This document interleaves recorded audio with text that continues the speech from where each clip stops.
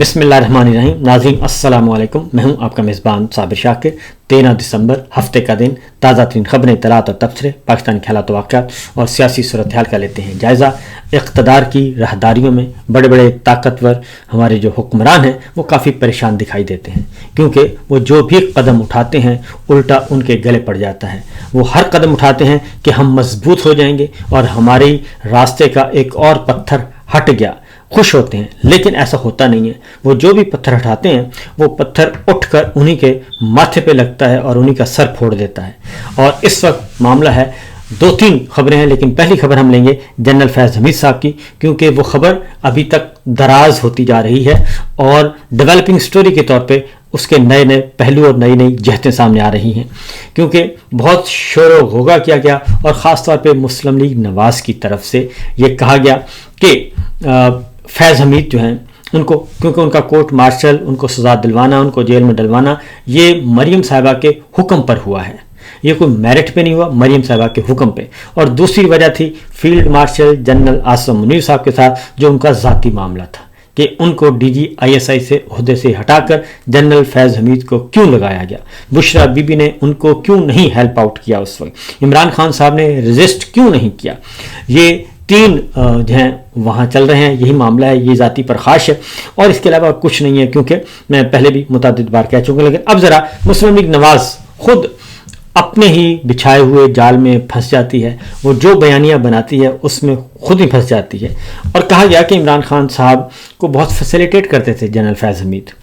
तो पहली बात तो ये बता दूं कि जनरल फैज़ हमीद साहब से हमारी कोई दिलचस्पी नहीं है, हमारा कोई इंटरेस्ट नहीं है, हम उनके तरफदार नहीं हैं जो उनको सज़ा हुई है, बल्कि हम कहते हैं कि ये सज़ा का दायरा वसी करना चाहिए, क्योंकि सिर्फ DGISI जो है वो अज़ खुद कुछ भी नहीं होता।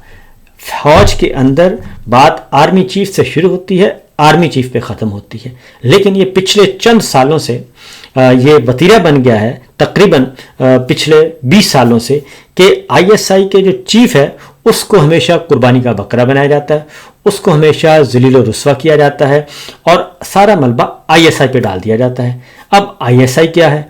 ISI में भी वही फ़ौज के अफसरान होते हैं जो आर्मी चीफ के अंडर होते हैं, वही फ़ौज है। और ISI कहने को तो उसका चीफ जो है वो वज़ीर आज़म लगाता है, लेकिन वज़ीर आज़म को बिल्कुल उसमें बेख्तियार होता है वज़ीर आज़म।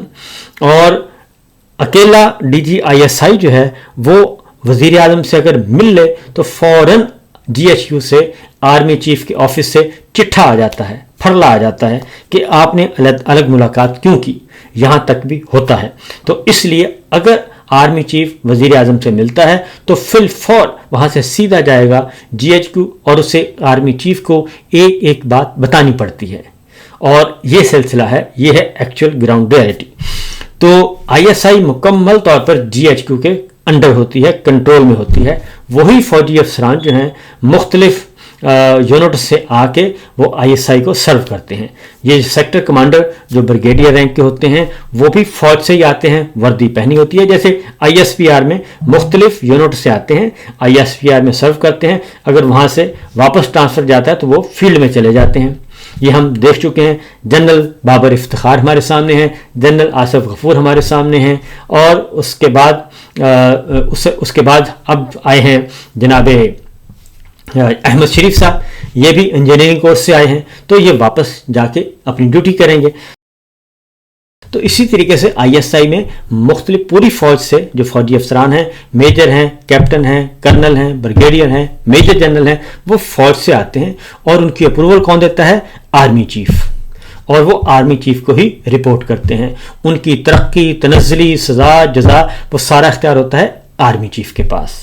तो ये मामला एक एक्चुअल है। जनरल फैज़ हमीद हों, जनरल नवीद मुख्तार हों, जनरल पाशा हों, जनरल रिजवान हों, जनरल ज़हीर हों, ये सब के सब, लेकिन होता ही है कि जो सिलसिला पाकिस्तान में चला आ रहा है वो मामला सारे आर्मी चीफ करते हैं, पॉलिसी उनकी होती है, हुक्म उनका होता है, अथॉरिटी उनकी होती है, बयानियाँ उनका होता है, टास्क वो करते हैं, वो ISI को, DG को करते हैं, DG आगे DGC और जो मुख्तलिफ DGs हैं मुख्तलिफ विंग्स के, वो उनको बताते हैं और उनको आगे टास्किंग कर दी जाती है। फिर आगे सेक्टर कमांडर्स होते हैं, अंदरूनी मुल्क भी और बैरून मुल्क भी, ये सारे का सारा काम फिर آگے شروع ہو جاتا ہے جی. تو اسی طریقے سے جب رپورٹ آتی ہے تو وہ اپنے اپنے ڈی جیز کو دیتے ہیں, ڈی جیز ڈی جی آئی کو دیتے ہیں, وہ جا کے آرمی چیف کو بریف کر دیتا ہے. وزیر اعظم کو اتنی بریفنگ نہیں ملتی جتنی تواتر کے ساتھ آرمی چیف کو ملتی ہیں, اس لیے یہ بات غور سے سمجھ لینی چاہیے. اور اگر رجیم چینج آپریشن کرنا ہے تو اس کا فیصلہ جی ایچ کیو میں ہوتا ہے, آئی ایس آئی ہیڈ کوارٹر میں نہیں ہوتا. جی ایچ کیو میں فیصلہ ہوتا ہے کہ یہ حکومت گرانی ہے, یہ حکومت بنانی ہے, اور آرمی چیف اس کا فیصلہ کرتے ہیں. اور جب وہ فیصلہ کر لیتے ہیں تو پھر وہ آگے ڈی جی ایم آئی کو اور D G I S I کو اور D G I S P R کو آگے وہ ٹاسک دے دیتے ہیں, اور اس طریقے سے یہ بات آگے بڑھتی ہے. تو لہذا جنرل فیض حمید کو جو سزا ابھی سنائی گئی, اور نون لیگ سب سے بڑی طرفدار ہے, پیپلز پارٹی کا بھی میں بتاؤں گا, نون لیگ سب سے بڑی طرفدار ہے, تو نون لیگ یہ کر رہی ہے. لیکن اب آہستہ آہستہ جو خبریں سامنے آ رہی ہیں اس میں پتہ چلتا ہے کہ اب خود ان کے اپنے لوگ کہہ رہے ہیں, محمد زبیر صاحب جو خود براہ راست گفتگو کرتے رہے, ڈائلاگ کرتے رہے, ملک احمد خان صاحب اور مفتہ اسماعیل صاحب, شاہد خاقان عباسی صاحب اور بہت سارے خواجہ آصف صاحب, یہ سب کے سب اور ان کے لائک مائنڈڈ جو ہیں وہ سارے جو باتیں باہر لا رہے ہیں اس کے بعد, اور ہم تو خود جانتے بھی تھے, اس وقت بھی ہم خبریں دے رہے تھے, یہ سارے معاملات جو ہوئے, میاں صاحب کو جیل سے نکالنے والے, میاں صاحب کو نکالنا جیل سے, مریم صاحبہ کو جیل سے نکالنا, مریم صاحبہ کو قید کے دوران لیپ ٹاپ دینا, موبائل فون دینا اور ان کو فیسیلیٹیٹ کرنا, یہ اس وقت یہ خود آرمی چیف نہیں کرتے ہوتے تھے. یہ آرمی چیف کوئی بھی نہیں خود آ کے کرتا, وہ آگے ڈی جی آئی کو بولتے ہیں. ڈی جی آئی جو ہے وہ آگے پھر افسران کو اپنی پالیسی دیتے ہیں, اور اس کے اکارڈنگلی کسی کو ٹائٹ کرنا ہے تو ٹائٹ کیا جاتا ہے, کسی کو نرم کرنا ہے, نرمی کی جاتی ہے, تو اس کے ساتھ نرم رویہ اختیار کیا جاتا ہے. بیل کروانی ہے, بیل نہیں کروانی, یہ سارے معاملات وہیں سے ہوتے ہیں, اور اس کے بعد پھر آگے سلسلہ. تو لیکن یہ سارا حکم وہاں سے آتا ہے. اب نشانہ کس کو بنایا جاتا ہے؟ آج تک آپ نے یہ نہیں سنا ہوگا کہ عمران خان کو تنقید کا نشانہ بناتے ہیں, فرض کریں تو اس پہ کہتے ہیں جی جنرل پاشا, دھرنا آ گیا جنرل ظہیر, فلاں ہو گیا جنرل رضوان, فلاں معاملہ ہو گیا جنرل نوید مختار, فلاں معاملہ ہو گیا جنرل آصف غفور, جنرل فیض حمید, اور فلاں معاملہ ہو گیا جنرل عاصم منیر, کیونکہ عاصم منیر بھی ڈی جی آئی ایس آئی رہ چکے ہیں. تو یہ ڈی جی آئی ایس آئی جو ہیں ان کو بدنام کیا جاتا ہے, اور اس کی وجہ سے پوری آئی ایس آئی کو بدنام کیا جاتا ہے. آئی ایس آئی کسی زمانے میں ہماری ایک بہت ہی مشہور و معروف انٹیلیجنس ایجنسی تھی, لیکن جب سے ان کو سیاست میں انوالو کیا گیا اس وقت سے ان کی شہرت جو ہے وہ داخلی سیاست کی وجہ سے خراب ہو گئی. اور اس سیاست کو اب سیاست میں ڈی جی آئی ایس آئی جو ہے وہ یہ فیصلہ نہیں کرتا کہ یہ تحریک عدم اعتماد لانی ہے, وہ فیصلہ نہیں کرتا, فیصلہ آرمی چیف کرتے ہیں. کیونکہ وہ جو سائفر آیا تھا اس میں جنرل باجوہ صاحب کو وہ مخاطب تھے اور ڈی جی آئی کو مخاطب نہیں تھے, کیونکہ کوئی تھا اندر سے جو بتا رہا تھا کہ جناب یہ سب کچھ ہو رہا ہے. کس نے بتایا تھا عمران خان جو ہے وہ رشیا گیا ہے, اور کس نے یہ جھوٹ بولا تھا کہ عمران خان اپنے ذاتی طور پر گیا ہے, اس میں اسٹیٹ کا یا میرا فیصلہ نہیں تھا, یہ کون کہہ رہا تھا اور کس سے پوچھا تھا؟ تو ڈی جی آئی ایس آئی سے کوئی نہیں پوچھتا. امریکی وزیر خارجہ جان پومپیو جو پہلے وزیر خارجہ تھے ٹرمپ کے, تو وہ کس کے ساتھ رابطے میں تھے؟ وہ رابطے میں تھے جنرل قمر جاوید باجوہ سے. اور اس کے بعد والے وزیر خارجہ کس کے ساتھ رابطے میں تھے؟ جنرل باجوہ سے. اور اب والے وزیر خارجہ کس سے رابطے میں ہیں؟ جنرل عاصم منیر صاحب سے. ڈی جی آئی ایس آئی سے کوئی رابطہ اس طرح سے نہیں کرتا, اور وہ ادھر سے بنتا معاملہ ہوتا ہے. تو لہٰذا یہ کہنا, تو پہلی بات تو یہ کہ فیض حمید صاحب کو اگر سزا سنانی ہے, اگر جنرل پاشا کو سزا سنانی, کیونکہ نواز شریف صاحب ہوں, شہباز شریف صاحب ہوں, مریم صاحبہ ہوں, یا ان کے لائک مائنڈڈ ہمارے دانشور ہوں, وہ سب سے پہلے کہتے ہیں کہ جناب فلاں ڈی جی آئی ایس آئی اور اس کو الٹا لٹکا دیں, یہ سب کچھ وہ کر رہا ہے. تو وہ تو پانی بھی نہیں پی سکتا. D G I S I army chief کے پوچھے بغیر پانی بھی نہیں پی سکتا. جو وہاں سے حکم آئے گا وہ پورا کرے گا, اور جو حکم وہ پورا نہیں کرتا تو اس کے بعد, اور جو افسر پورے نہیں کرتا پھر اس کی وہاں پہ گنجائش نہیں ہوتی, اس کو پھر وہاں سے ہٹا دیا جاتا ہے, کیونکہ اسے سمجھا جاتا ہے کہ آپ نالائق اور نااہل ہیں. یہی چیز ایم آئی میں ہوتی ہے. لیکن مسئلہ یہ ہے کہ نشانہ آئی ایس آئی کو بنایا جاتا ہے. تو میں نے سارا بیک گراؤنڈ اس لیے بتا رہا ہوں تاکہ آپ سمجھ جائیں ساری صورتحال کو. کہ ہوتا کیا ہے. اگر آئی ایس آئی کے اندر پوسٹنگ ٹرانسفر ہونی ہے تو وہ آرمی چیف کے پاس جاتی ہیں کہ یہ پرپوزل ہے, یہ ہمیں افسران چاہیے, آرمی چیف اپروول کرتے ہیں, تب جا کے وہ آپ کے پاس آتے ہیں اور جن کو نکالنا ہے وہی نکالتے ہیں. اسی لیے آپ کو بتا دوں کہ جب جنرل عاصم منیر صاحب ڈی جی آئی ایس آئی بنے اور جنرل فیض جو ہیں وہ ترقی پا کے وہاں سے چلے گئے, تو اس دوران جتنے بھی اندر سیکٹر کمانڈر تھے اور نیچے پوسٹنگ ٹرانسفر جتنے بھی افسران تعینات تھے, ان میں سے کوئی بھی کسی کا تبادلہ نہیں ہوا. وہ سارے کے سارے اپنی جگہ پہ کام کرتے رہے, کیونکہ یہ جنرل باجوہ صاحب کو پتا تھا کہ میں نے واپس کیا کرنا ہے, اور کیونکہ جتنا عرصہ وہ رہے ہیں وہ وہی سیکٹر کمانڈر, وہی او سی ڈیٹ جو ہیں کام کرتے رہے ہیں جو پہلے سے تھے, سوائے ایک آدھ کے. تو یہ سلسلہ اس وقت بھی, کیونکہ اگر جنرل عاصم منیر صاحب نے پرپوزل دی ہوگی اور جنرل عاصم منیر صاحب کی پرپوزل کو انٹرٹین نہیں کیا جنرل باجوہ صاحب نے, اور وہی افسران کام کرتے رہے, تو پہلی تو یہ, اور یہ جنرل عاصم منیر صاحب بہت اچھی طرح جانتے ہیں. لہٰذا یہ جو بیانیہ بنایا جا رہا ہے یہ بیانیہ بالکل فضول ہے کہ اس وجہ سے سزا سنائی گئی. اس وجہ سے سزا نہیں سنائی گئی. مریم صاحبہ کا حکم ہے, نمبر 1.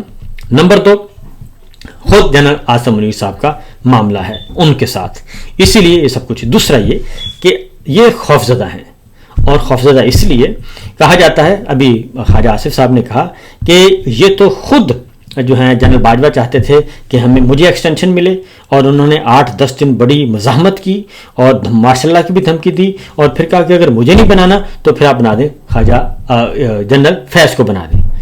اب یہ میں آپ کو بتا دوں, ذاتی طور پر میرے علم میں ہے کہ جنرل فیض کو جنرل باجوہ جو ہیں وہ ان کی پرائیورٹی کبھی بھی نہیں تھی. جنرل فیض جو ہیں وہ کبھی بھی ان کی پرائیورٹی نہیں تھی, اور اگر ان کی پرائیورٹی ہوتی تو پھر ان کو ڈی جی آئی ایس آئی کے عہدے سے ہٹا کے جنرل ندیم انجم کو کیوں لاتے, اور ان کو وہاں سے کیوں ہٹاتے, اور ان کا کیریئر اور ان کو متنازع کیوں بناتے. جنرل فیض کی کبھی بھی دلچسپی نہیں تھی جنرل فیض کو آرمی چیف بنانے میں.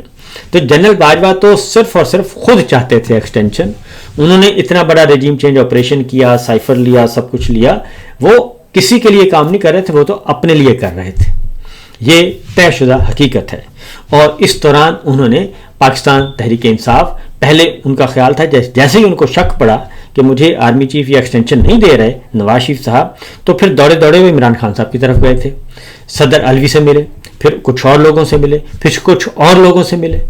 میرے علم میں ہے کہ کچھ اور لوگوں سے ملے, اور انہوں نے خود مجھے واٹس ایپ دکھائے, بلکہ ہمیں بھی قائل کرنے کی کوشش کی کہ نہیں جی نہیں, جنرل باجوہ صاحب بہت اچھے ہیں, زبردست ہیں, ان کی ایکسٹینشن کی آپ کوشش کریں, آپ کیوں اس طرح کر رہے ہیں. تو یہ سارا کام جو ہے, یہ لڑائی اور طرح کی لڑی جا رہی تھی. تو یہ جنرل فیض, جنرل اظہر عباس, بالکل نہیں. تو جنرل عاصم منیر صاحب کے معاملات پہلے سے سیٹ ہو گئے تھے نواز شریف صاحب کے ساتھ, بہت پہلے سیٹ ہو گئے تھے, بہت ہی پہلے, یوں سمجھ لیں آپ. اور وہ اپنی اسی ٹریک پہ چل رہے تھے, اندر سے زگ زیگ ہو کے جگہ بناتے جا رہے تھے, خاموشی سے آگے بڑھ رہے تھے, اور یہ بہت پہلے ان کے معاملہ سیٹ تھے. اور شوکت صدیقی صاحب نے جو گفتگو کی تھی, اور وہ بھی کسی کی شے پہ کی تھی, اور ایسا نہیں تھا, کیونکہ جب تک پیچھے مضبوط یقین دہانی نہ ہو اس وقت تک کوئی ہمت نہیں کر سکتا. تو لہٰذا اس وقت بھی جنرل فیض صاحب کو جو ہے وہ بنایا گیا, کیونکہ جنرل فیض وہی کچھ کر رہے تھے جو جنرل باجوہ کہہ رہے تھے. جنرل باجوہ کہتے تھے کہ یہ کر دو, وہ کر دیتے تھے. تو بہرحال اس کے بعد جنرل عاصم منیر صاحب, اب پھر ادھر لندن میں بھی ملاقاتیں جو ہوتی رہیں, اور شاہد خاقان عباسی صاحب کو بھی اس بات کا علم ہے, اس بات کا ملک احمد خان صاحب کو, عرفان صدیقی مرحوم, شجاعت عظیم, اور خواجہ آصف اور ان کے سسر جنرل باجوہ کے, اور بے شمار زبیر صاحب کو بھی معلوم ہے, اور بہت کچھ باتیں ان سب کو علم ہے, اسحاق ڈار صاحب کو پتہ ہے. یہ سارے کچھ کرتے رہے. اب آتے ہیں جی, اب مزید جو خبریں ہیں, کوٹ لکھپت جیل میں نواز شریف صاحب کو وہاں سے نکالنے میں اور ساری چیزوں کو مینیج کرنے میں جو ہے وہ فیض حمید صاحب نے رول ادا کیا, اور جنرل باجوہ صاحب کے کہنے پہ کیا. پلیٹلیٹس گرنے ہیں، بچانے ہیں، بڑھانے ہیں، ماحول بنانا ہے، میڈیا میں یہ کیا کرنا ہے، یہ سارے کے سارا وہ تھا. اور پھر اس میں عمران خان صاحب رکاوٹ نہیں بنے. اور انہوں نے جب میڈیکل رپورٹ دیکھی اور یاسمین راشد صاحبہ سے پوچھی، انہوں نے بھی کہا کہ یہ رپورٹس جو بتا رہی ہیں یہ کافی سنگین ہیں. اور شوکت خانم ہاسپٹل کے انہوں نے سب نے کہا. تو لہٰذا کیبنٹ نے کہا کہ بالکل ہمیں اس میں رکاوٹ نہیں بننی چاہیے، تو ان کو جانے دیا. جبکہ حالانکہ ہم اس وقت بھی کہہ رہے تھے کہ یہ سارا 2 نمبر کام ہے. اور پھر فیصل واڈا نے بتا بھی دیا کہ پتہ نہیں کس جانور کا خون تھا، وہ سیمپل بھیجے جاتے تھے. اور جاوید لطیف صاحب کی موجودگی میں بتایا انہوں نے کہ بھئی آپ کو تو پتہ ہے کہ ہم کس طریقے سے ان کے پلیٹلیٹس گراتے تھے اور میڈیکل رپورٹس تیار کرتے تھے. تو یہ ہے. اب لڑائی کب ہوئی ہے، اب میں آپ کو یہ بھی بتا دوں کہ مریم صاحبہ کی لڑائی کب ہوئی اور نواز شریف صاحب کی لڑائی کب ہوئی جنرل فیض حمید سے. وہ ہوئی ہے جب نواز شریف صاحب تو چلے گئے، اس کا اگلا پارٹ یہ تھا کہ مریم صاحبہ نے جانا تھا اگلی قسط میں، اور مریم صاحبہ کو بھی اسی طریقے سے بیرون ملک بھیجنا تھا. جب وہ معاملہ آیا اور جب دیکھا کہ نواز شریف صاحب جاتی عمرہ سے نکلے ہیں اور ان کے لیے جسے کہا گیا کہ ایک ایمبولنس آ رہی ہے، ایئر ایمبولنس، اور پتہ چلا وہ ایئر ایمبولنس نہیں، وہ قطر کے شاہی فیملی کا جہاز ہے اور وہ آ رہا ہے اور اسپیشل انہوں نے بھیجا ہے. اور جب میاں صاحب جاتی عمرہ سے ایئرپورٹ پہنچتے ہیں اور حشاش بشاش ہیں اور جہاز کے اندر کی فوٹیجز آتی ہیں، ویڈیوز آتی ہیں، پھل فروٹ کھانا شانا سب کچھ آتا ہے، تو تب پتہ چلا کہ نہیں، یہ وہ خبر درست تھی ہماری کہ پلیٹلیٹس نہیں گرے بلکہ ان کو باہر بھجوانا مقصود تھا اور کوئی ڈیل ہو گئی تھی. اور یہ خبر ہم الحمدللہ میں جو ہے 3 مہینے پہلے دے چکا تھا اپنے پروگرام دا رپورٹرز میں، اور ایگزیکٹ 3 مہینے کے اندر یہ میاں صاحب جو ہیں وہ جہاز میں بیٹھ کے جا رہے تھے. تو یہ ساری ڈیل فیض حمید صاحب نے کروائی تھی. اس کے بعد حمزہ شہباز شریف صاحب کو فیسیلیٹیٹ کرنے والے بھی جنرل فیض حمید تھے، کیونکہ وہی جاتے تھے اور وہی معاملات سیٹ کرتے تھے اور وہی ان کو باہر بھیجتے تھے. یہ بھی ہوا. مقدمات کو آگے پیچھے کر رہے تھے، یہ سارے ان سب کو فیسیلیٹیٹ وہ کر رہے تھے. اور مریم صاحبہ کا مسئلہ وہی ہوا، جب میاں صاحب کو اس حالت میں دیکھا تو کیبنٹ نے انکار کر دیا کہ مریم صاحبہ کو تو ہم نہیں جانے دیں گے اس طریقے سے، کیونکہ مریم صاحبہ نے اس بنیاد پہ جانا تھا کہ میں نے میاں صاحب کو کرنا ہے جی ان کا کیئر ٹیکنگ کرنی ہے اور ان کو لک آفٹر کرنا ہے. یہ ان کا یہ تھا جی کہ ان کی دیکھ بھال میں کروں گی کیونکہ میں ہی ہوں بیٹی. تو لیکن جب وہ دیکھا تو پتہ چلا کہ نہیں، تو مریم صاحبہ کا معاملہ رک گیا. تو یہاں سے لڑائی ہوتی ہے شروع. اس کے بعد پھر ایک واقعہ ہوتا ہے کراچی میں. اب کراچی میں واقعہ کون کرتا ہے؟ وہ جو کیپٹن صفدر کا دروازہ توڑا گیا تھا، اور وہاں سے پھر ایک اور واقعہ ہوا، اور پھر تھا کہ ڈی جی سی تھے اس وقت میجر جنرل ملک، ان کا نام لیا گیا کہ جناب انہوں نے یہ بات کی ہے، لیکن وہ پچھلے ہی دنوں باعزت طریقے سے اپنے عہدے سے ریٹائر ہوئے ہیں. اور اگر وہ واقعہ ایسا ہی ہوتا اور مریم صاحبہ کو کوئی تھپڑ چھپڑ مارنے کی بات کی ہوتی تو پھر اس افسر کو تو ہو جانا چاہیے تھا اسی وقت سیک. وہ تو نہیں ہوئے.